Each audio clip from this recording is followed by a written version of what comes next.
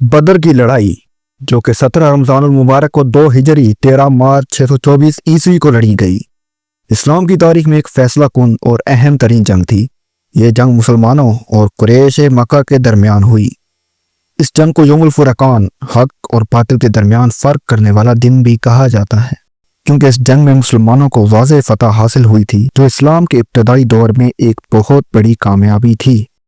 جب رسول اللہ نے مکہ میں اسلام کی تبلیغ شروع کی تو قریش مکہ نے آپ کی مخالفت کی اور مسلمانوں پر ظلم و ستم ڈھانے لگے۔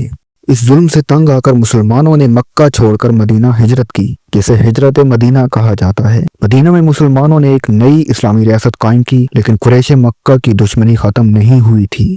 قریش مکہ نے مسلمانوں کو کمزور کرنے کے لیے تجارتی راستوں کو بند کر دیا اور مسلمانوں کو معاشی طور پر نقصان پہنچانے کی کوشش کی۔ اس کے جواب میں رسول اللہ نے قریش کے تجارتی قافلوں کو روکنے کا فیصلہ کیا۔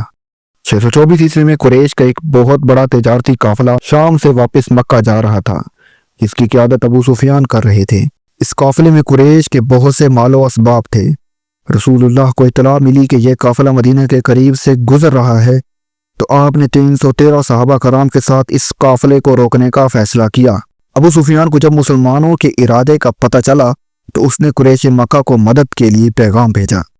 قریش نے 1000 سے زائد مسلح جنگجوؤں کی فوج کی تیاری کی، جس کی قیادت ابو جہل کر رہا تھا۔ مسلمانوں کی تعداد صرف 313 تھی، جن میں سے زیادہ تر نوجوان اور کمزور تھے۔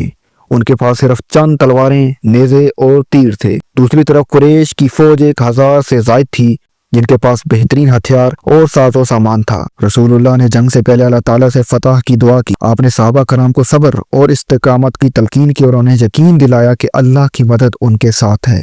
17 رمضان المبارک کو بدر کے مقام پر دونوں فوجیں آمنے سامنے ہوئی۔ جنگ شروع ہونے سے پہلے رسول اللہ نے اللہ سے فتح کی دعا کی اور کہا، اے اللہ، اگر یہ چھوٹی جماعت آج ہلاک ہو گئی تو روئے زمین پر تیری عبادت کرنے والا کوئی نہیں رہے گا۔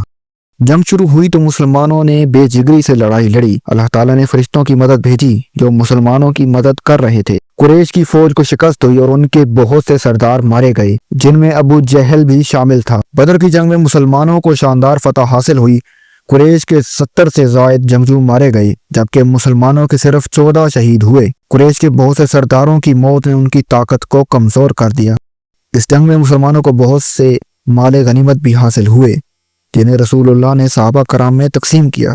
بدر کی جنگ کا نتیجہ نہ صرف مسلمانوں کے لیے ایک بڑی فتح تھا، بلکہ اس نے عرب میں اسلام کی طاقت کو مضبوط کیا۔ اس جنگ کے بعد بہت سے لوگ اسلام کی طرف مائل ہوئے اور مسلمانوں کی طاقت میں اضافہ ہوا۔ بدر کی جنگ نے یہ بھی ثابت کیا کہ اللہ کی مدد اور ایمان کی طاقت سے چھوٹی جماعت بھی بڑی طاقت کو شکست دے سکتی ہے۔ یہ جنگ مسلمانوں کے لیے ایک امید کی کرن تھی اور اس نے اسلام کے پھیلاؤ میں اہم کردار ادا کیا۔